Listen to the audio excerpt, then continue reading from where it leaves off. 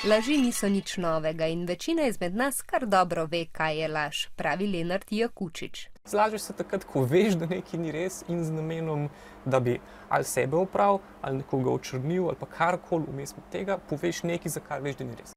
A ker informacije danes ne gredo le od ust do ust, širijo se tudi po družbenih medijih, lahko hitro dosežejo veliko ljudi.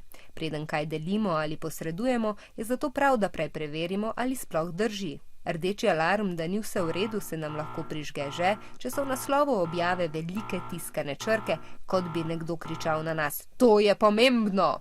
Takšni naslovi namreč v nas vzbudijo močan čustven odziv, torej jezo, žalost ali ogorčenje, zato si jih morda še bolj želimo deliti z drugimi, a previdno. Preden novico posredujemo, je prav, da kliknemo na povezavo in pogledamo, kaj vse tam piše. Preberemo tudi komentarje, saj je morda kdo že napisal kaj o verodostojnosti podatkov. Potem preverimo, ali je tovrstne informacije posredoval tudi kakšen medij, ki mu sicer zaupamo, recimo Infodrom. Obstajajo tudi spletne strani, ki preverjajo dvomljive informacije z družbenih omrežij, ena takih je snopes.com. Pozanimamo se lahko torej tudi tam. Če je ob objavi fotografija, jo lahko preverimo z orodjem Google Images, tako vidimo, kje vse je že bila objavljena in ali jo je kdo spreminjal.